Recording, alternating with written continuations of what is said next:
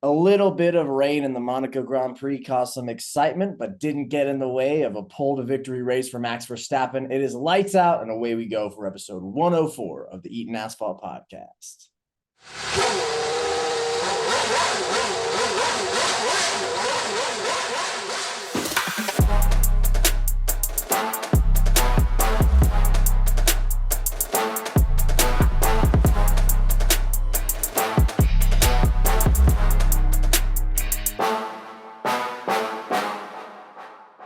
Well, we did it. One of the triple crowns of racing, Marco. We had it. Indy 500 was entertaining as fuck, but Monaco Grand Prix, not too bad either. I think we needed that little bit of rain to give us a little bit of boost, but overall, that was pretty fun. Thoughts? Yeah, I was gonna say, without that rain, I think we have a completely different conversation. So that was very entertaining towards the second half of the race. But yeah, shout out to the Indy 500 as well. I heard it was a final lap finish, unlike Formula One. Yeah, super unlike it.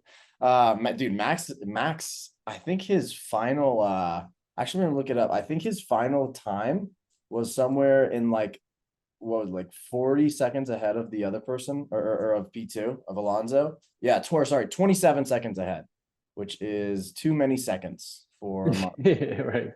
I kept saying they kept putting up the distance between Perez and him. It was like 80 seconds. I was like, dude, why do they keep doing this? It's kind of fucking rude. Just an insult stat for Sergio. Look, who doesn't have a chance? Yeah. Look at this idiot. All right. Well, today should be pretty quick. We got good, bad, ugly of the race, our gambling paddock, our race recap, and our race predictions recap. So let's get right into it with our good, bad, and ugly. I think I went last time. You want to go with it first this time? I would love to. So, my good, we just talked about it. I think this is like the biggest good of the weekend that you can come up, but was rain. It was a huge toss up when you throw in rain into the mix in Formula One races, especially with Monaco. And this saved a Sunday from being just, in my opinion, it was turning out to be quite the dud. There was just, as we kind of expected with Monaco, little passing, slow, not much action occurred until we ran into rain. Then quick decisions, poor decisions, and a lot of slipping and spinning occurred. So I think this was just a fantastic way to keep the race interesting. A lot of things kind of like jumbled up.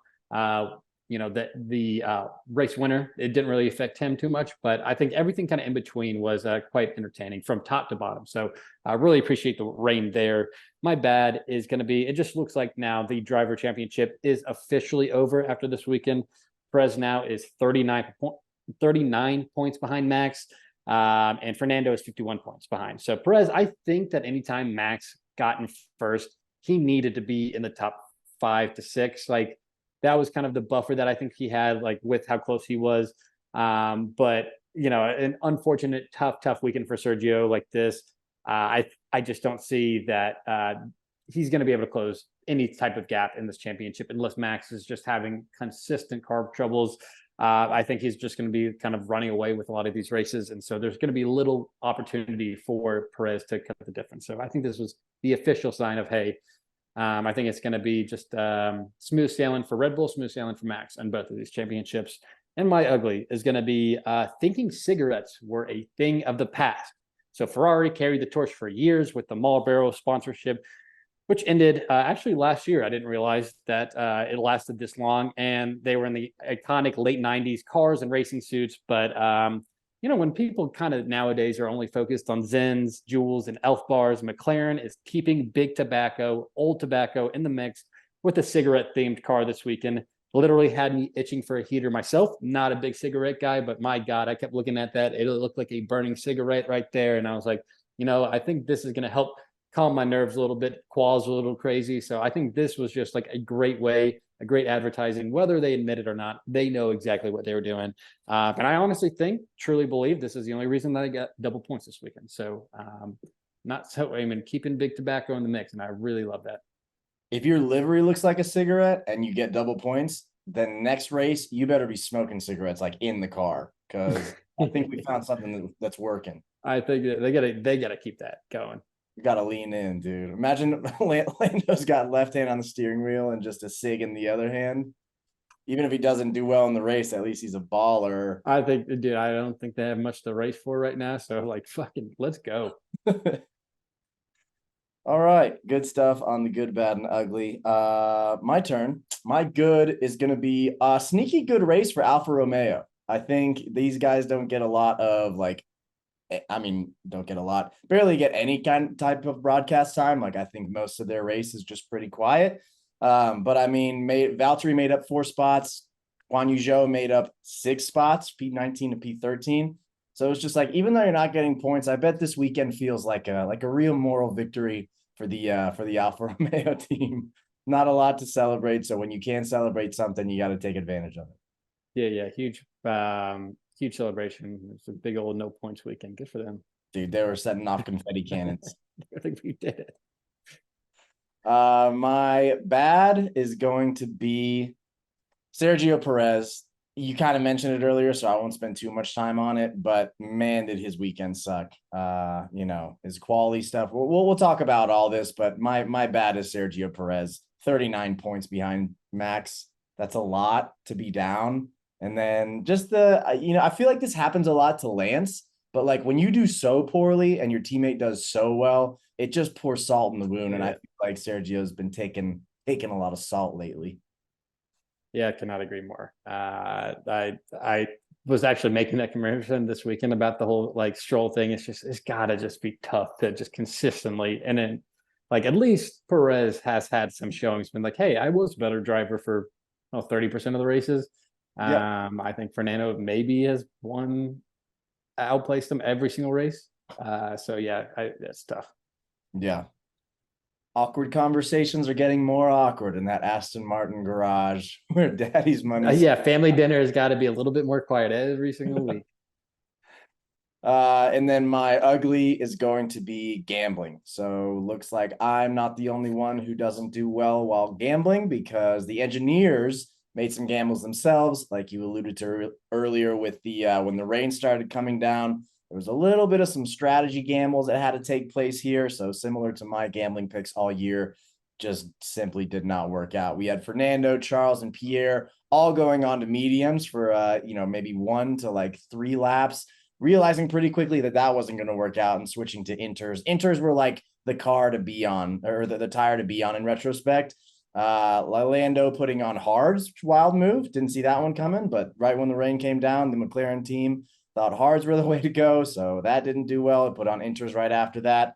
Sergio and Hulk putting on inters, then 2 laps later putting on wets. And then for a little sprinkle of a cherry on top, Sergio went back to inters. I think because he could and he wouldn't like lose it. Right. Why not? Like, yeah. hey, let's just like be safe here. So yeah, just goes to show that sometimes when you're gambling and it doesn't really work out for you, even if you lose a lot of money gambling and you gamble all the time and people are kind of making fun of you for like how bad at gambling you are, it's really not your fault, and gambling is just hard. What's important is that you're having fun and that nobody is really like making fun of you and kind of like questioning how good you are at gambling at something you're supposed to know about. I think that's what like the main takeaway should be. I think we all like had agreed. I think I heard them the post race conversation. I actually brought that up. Did you not remember that? It's just gambling. It's just the fellows out here hanging out. All right. God, dude. Okay, I mean, let's do it. Let's get into our gambling paddock.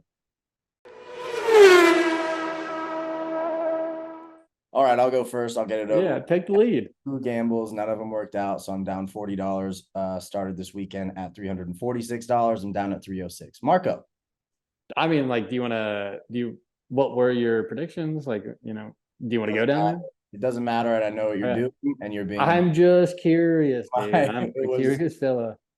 It was that winner wouldn't be pole sitter. That was positive money, and then 16. The last 2 years, though. Remember the last 2 years? Like I get where you're going, man. No, I get it. Marco, your turn. Gambling corner. All right, I did 4. I was all over the board here, so but made out with a little bit of snippet. So Max to win plus 125. Perez top 3. I found that out by Saturday. I didn't win that one. Fernando over Charles plus 100. Silly. And then Piastri over Lando. I think this was like my watch the entire race because Piastri was behind Lando, I think about 90% of the race. and I was Yeah. just begging a bit of rain to come kind of sweep them. I didn't think that like there was always like a good glimmer of hope that I thought this could be like a huge dark horse that hits, but alas, stayed right behind him. So I made it with five whole dollars. I was at 537. I'm at $542 on the year. I think it was fun. I like putting down four bets because there was kind of chaos and a little on top. So fun Maybe weekend. I'll start doing that. Maybe that's my new Yeah, dude.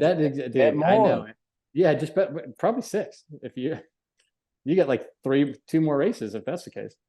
So I think I was going through it like quickly. I didn't want to spend too much time on it, but I think I've lost my last 7 bets in a row. Oh, nice.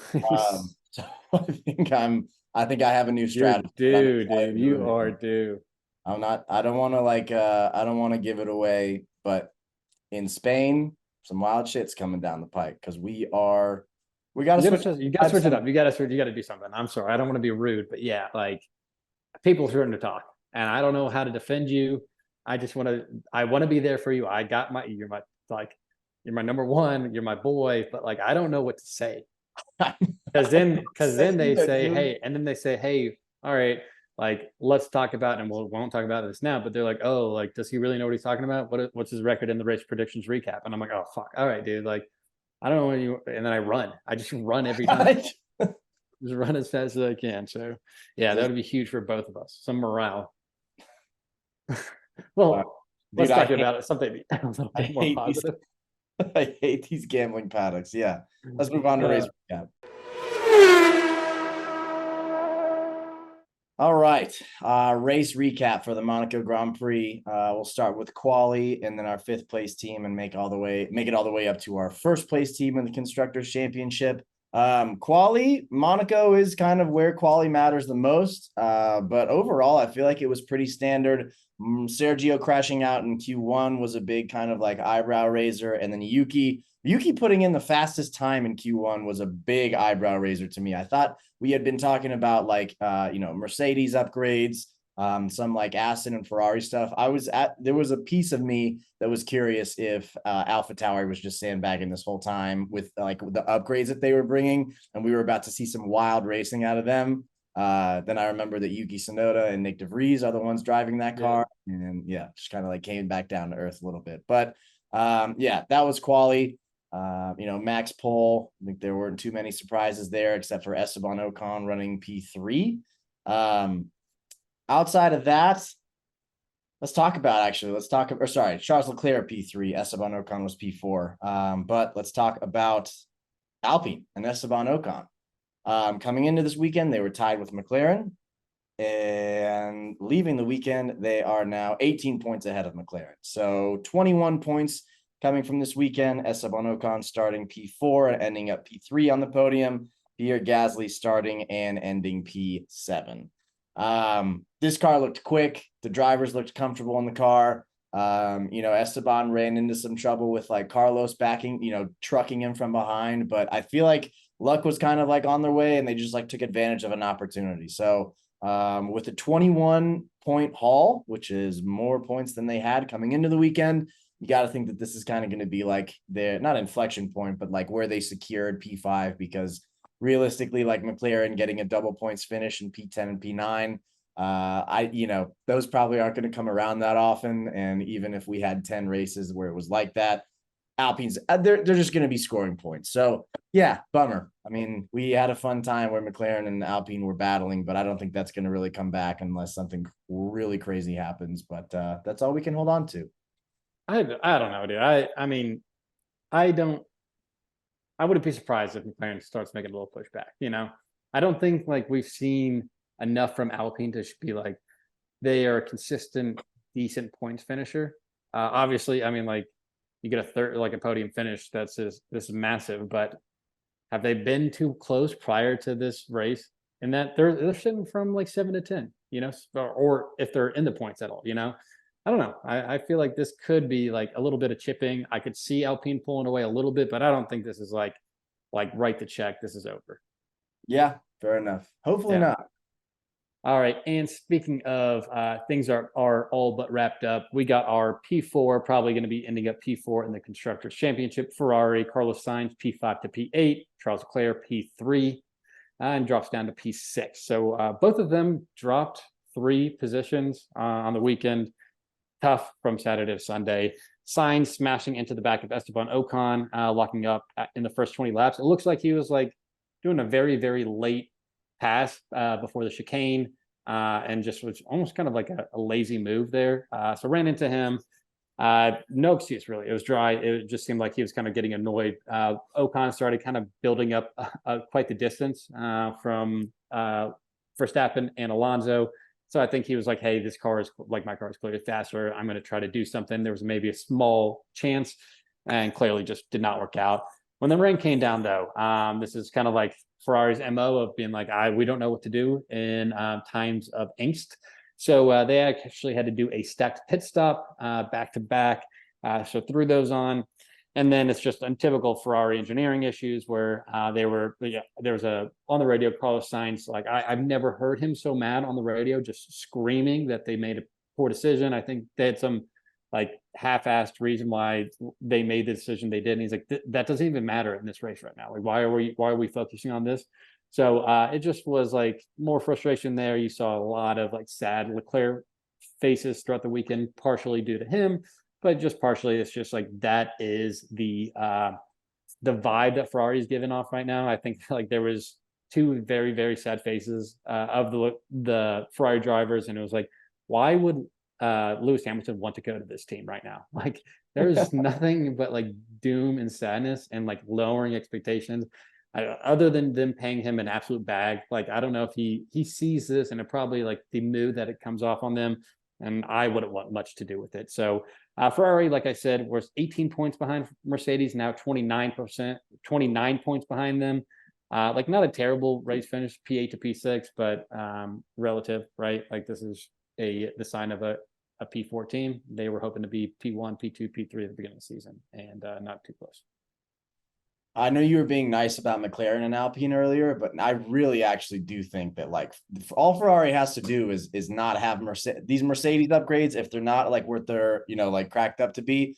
When you're up in like closer to podium positions, like 29 points is not going to be as big of a gap to close. So like I don't know. No.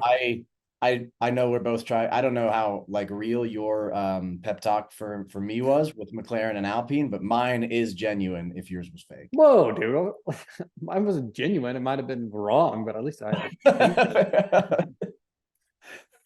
that's that's me gambling and predictions. It's like they're genuine, but they might be yeah. wrong. But they I'm come trying from my best, and like it comes from the heart. It's just my heart isn't very smart, you know. yeah, dude. Heart and brain, not up to Not the best, dude. They're working on it. All right, let's talk about P3. We got Mercedes coming in at P3 in the Constructors Championship right now, walking away with 23 points this weekend, up to 119 points total for the season. Lewis Hamilton, pretty good race, P6 to P4, with the fastest lap thrown in there. George Russell, P8 to P5. Both just had a good race. Like this isn't the best track to see like if the improvements that they've made, adding those side pods actually helped. But I think it was still like, making up 5 positions between the two of them. I think only Alpha Romeo as a team had more points or had more positions gained. So like nothing to scoff at. I think, for as where they qualified, pretty good of like kind of a result walking away. So yeah, I mean, not much to say here. There was a little moment where George Russell was very politely asking if he could switch spots with Lewis, and it would kind of fell on deaf ears, which I feel like that probably happens a lot. You think in team meetings? Yeah, I mean, like, what was it last race, 2 races ago, where he did ask, and they're like, yeah, like Lewis is like, I'm not gonna slow down for him, but I will let him pass. I feel like you just can't get that every time with Lewis. I don't think that's like a fair thing. It's just like, oh, like anytime I say I'm faster than him, let me by. Just like I think that, but you got to get those questions asked, and it's like, hey, maybe they take 10%. You got to keep throwing it out and then taking what they give you. So I don't blame them for asking, but I'm not surprised at all that they just were like not this time. Yeah, I imagine, and like he's earned it, right? But I imagine Lewis pulling the 7-time world championship card a lot on George Russell and George Russell's side of the garage.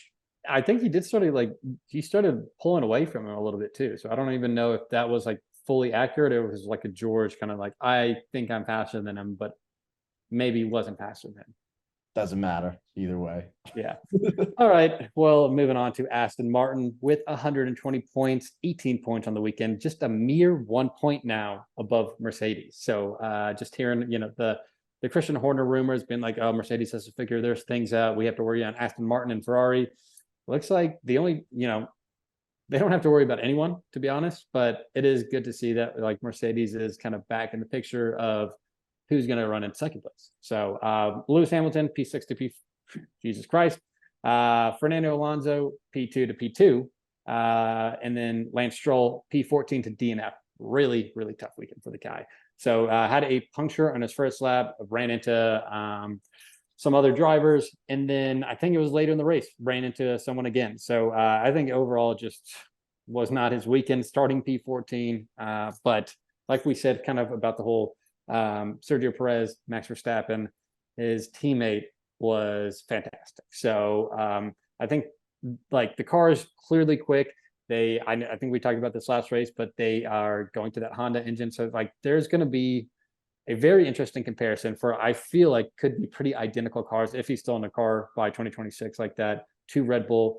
I don't know if I think we'll probably maybe talk about this at Red Bull, but when they had to pull away Perez's car, I think that's one of my favorite things in quals that I wanted to bring up in Monaco is when a car crashes, half the time they have to bring and lift it out of there. And seeing the bottom of that Red Bull probably had just every team just half chubbed up, the half mask, being like, my God, take as many pictures as you can under here. You're like every Formula One team is big, like don't show the belly, don't show anything, like as little detail as possible. The best team on the grid then has to show everyone their exposed belly for a good couple minutes. So I think that was very entertaining. Going back to Aston Martin though. Fernando is just fantastic in it. It does not show that Stroll is very good in it. Fernando has 93 of Aston's 120 points, so a vast majority of it. I think the only thing that I have to say, I think, you had mentioned, you kind of put in here that they took a gamble on medium tires when the rain just started coming down. They were kind of the first teams to make a move on it. Didn't affect his positioning. I have a different take on it. It did affect his positioning. He still ended up in P2. But laps later, so Max stayed on those dry tires, and he was struggling a little bit. There was points later after after Fernando had to pit again, 19 seconds behind. It's about a 21-second time for a pit stop there. I think he's going to be, if they make the right move on those intermediates, go to intermediates when they pit, I think he's out in front for a little bit on that race. And like we said, it's Monaco. Maybe the fastest car doesn't always win in this scenario. So maybe he holds them off. Fernando, he's a fantastic defender. We saw that plenty of times last year against Lewis.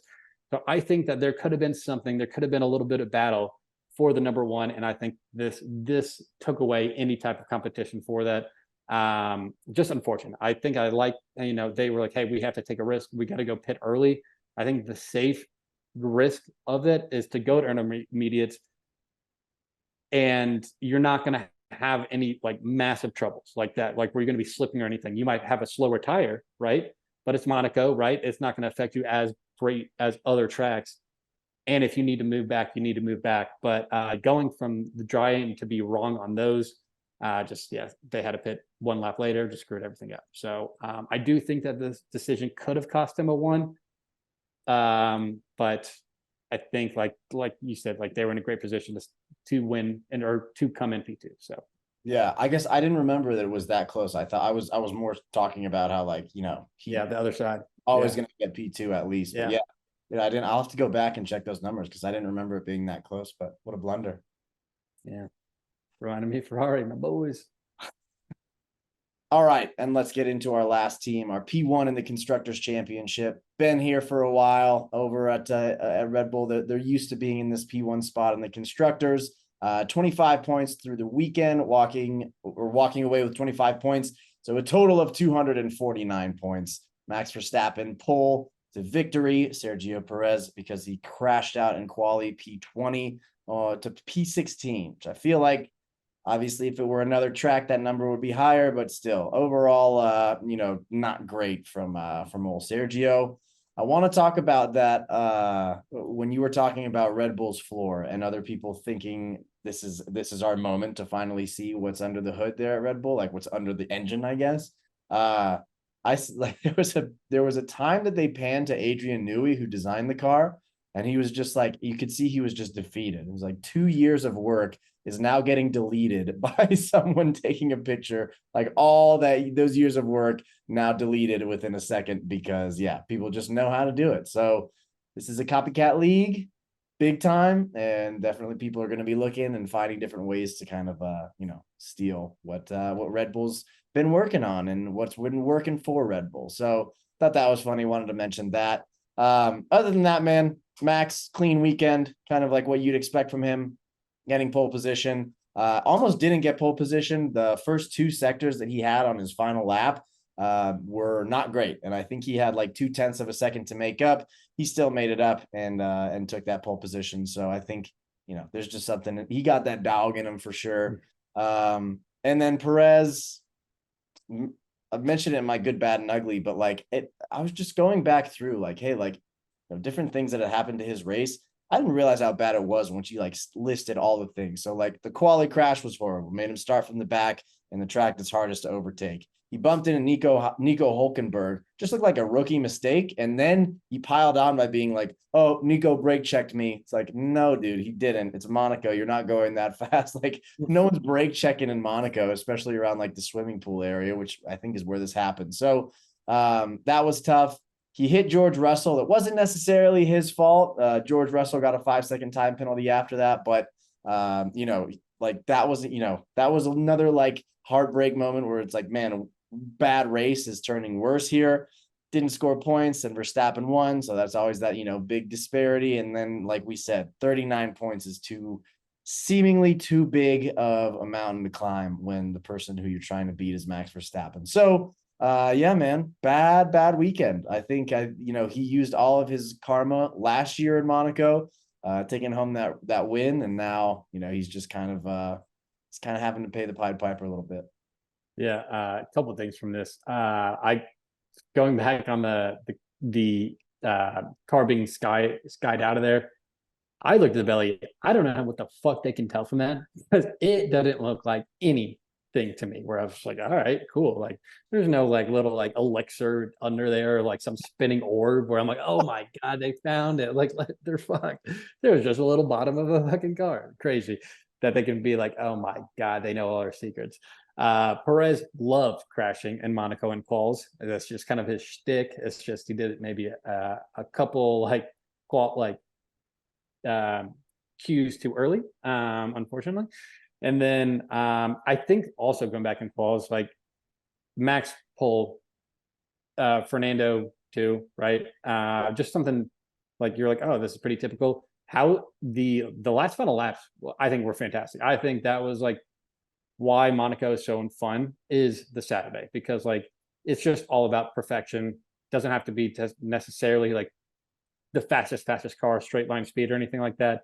I mean, Ocon being pole position with a minute left, fantastic. Just like a lot of things that could have happened, unfortunately, kind of didn't, but it just left you up for hope. So I think that was a fantastic Quals, even though maybe the results didn't seem like it was like too upset or too wild of a Quals. So that and I think that's it. I mean, it was pretty highs of highs and lows of lows for the Red Bull team, but I'm sure they'll take any time that they can get Max to win, they'll take it, and they couldn't care less about Sergio. So yeah, I think Christian put out like, hey, he's just like, our expectation for him is just getting in the points after starting P20.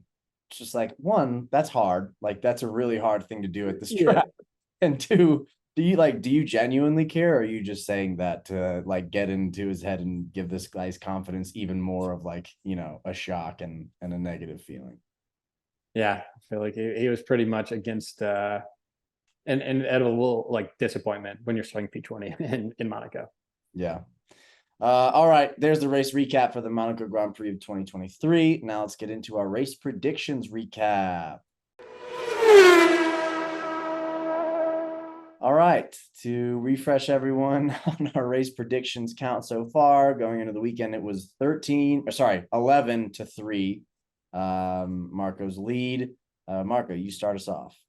1 pole Max. Nice. I also just got one last place, Logan Sargent.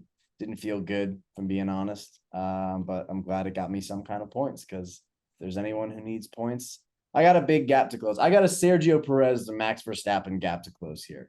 I think I would, if the odds on you coming back to win versus the other way, I think I'm hammering you there. I mean, this could be like 3 weeks in a row, and it's a pretty close game. So I'm not giving up, or I have no expectations of winning this.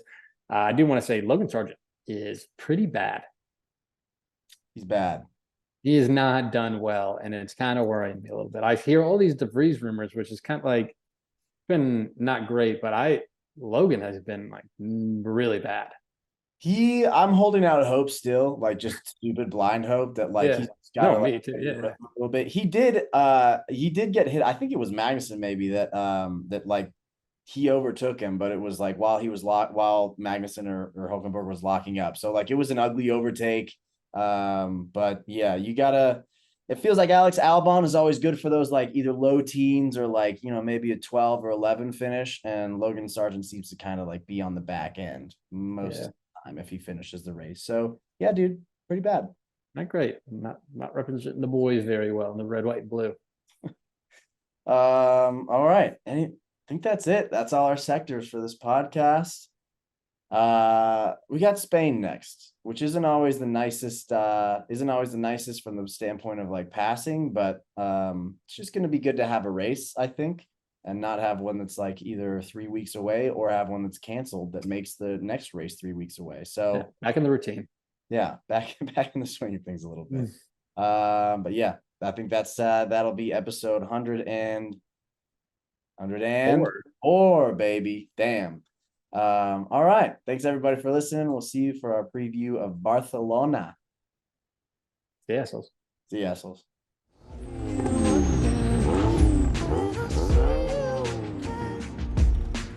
Hey, thought you could leave without saying goodbye.